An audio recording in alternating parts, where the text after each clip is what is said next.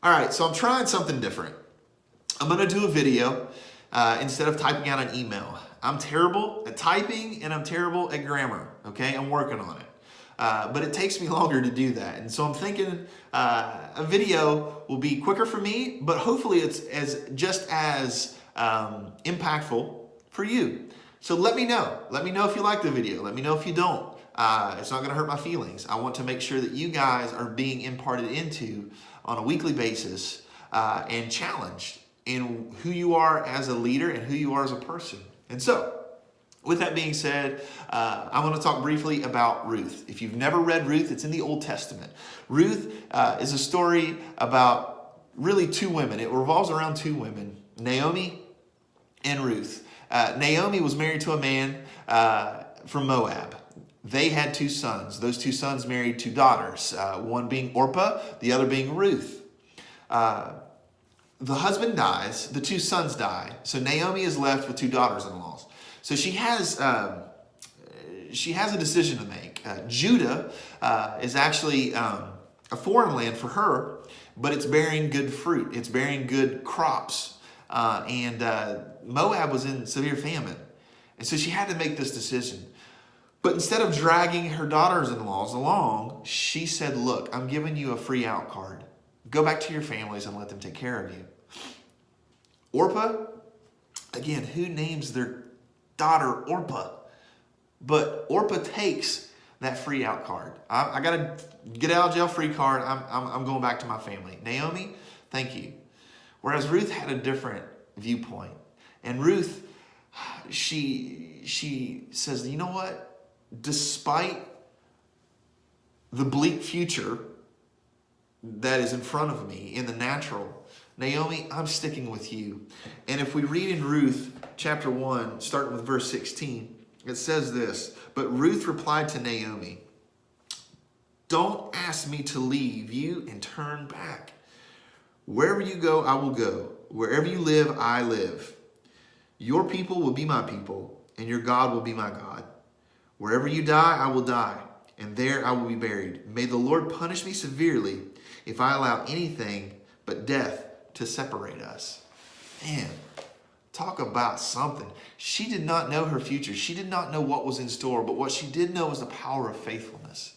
And she had the power to cling to Naomi despite the natural odds that are being stacked against her.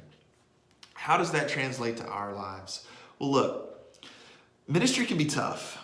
And doing what you do on a regular basis can, get stressful. Maybe sometimes it can just be downright tiring. But here's what I want to encourage you with. Just like Ruth, we have the ability to cling to what God is trying to do in Summit Church. You guys are a blessing. And we have an opportunity to see a manifestation of a move of God here in Elkins, West Virginia. And because of what you do, we are able to see God move through each and every one of you and through those who walk through the doors of Summit Church. It's not always going to be easy, and we may not always be able to see what God sees in the future. But I encourage you in this, when we take the time to faithfully serve those around us, when we take the time to faithfully serve the vision that God has given to Pastors Hal and Lisa through Summit Church, God knows and he sees it. And it positions us in a place for God to do exceedingly abundantly above anything that we could ask or think. Now, that's not why we do it, but because we are doing it, because we are being faithful and we're clinging to it, it positions us for God to do that. Because as the story reads on in Ruth, Ruth meets Boaz. Boaz is a very wealthy and well-known person in the community. All right? They get married. And out of their relationship, their marriage relationship, they have a son. That son's name is Obed. Obed is the son of Jesse. Obed is the father of Jesse. And Jesse is the father of King David. So out of Ruth's faithfulness to cling to Naomi, to cling to something that didn't look like it benefited her in the natural, because of that faithfulness, she was able to give birth to what would eventually be the lineage, or was the lineage, of Jesus and King David. I mean, come on. And so I know it gets tough. So I want to encourage you guys in this.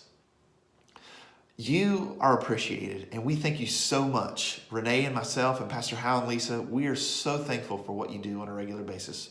Regardless if you're pastoral staff or an impact team leader, your part is vital to what God is trying to do at Summit Church. And so I encourage you to, should challenge you to pray about what can you cling to. Maybe it's a person. Maybe it's a task. Whatever it is there something in your life that you're avoiding because what in the natural it seems not favorable, but what God sees is your faithful heart. And when you position yourself to cling to, say, to help a person, an individual, or maybe to cling to a certain service opportunity.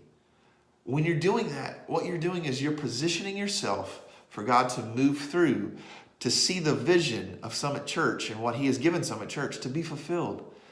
And again, it's not about Summit Church, but it's about what God is trying to do in the city of Elkins and around the world. But He's using Summit as a catalyst in your life and the lives of those around you. So I challenge you to that. Pray, God, what is it that I can cling to? And so I just, again, want to reiterate that we love you guys and we thank you so much for what you do on a regular basis. Honestly, it's such a blessing. And we just pray that you have a wonderful week. If you can make it out tomorrow for Wednesday service, we would love to see you. If not, we will see you on Sunday for our Appreciation Sunday. You guys have a blessed week. We'll see you later.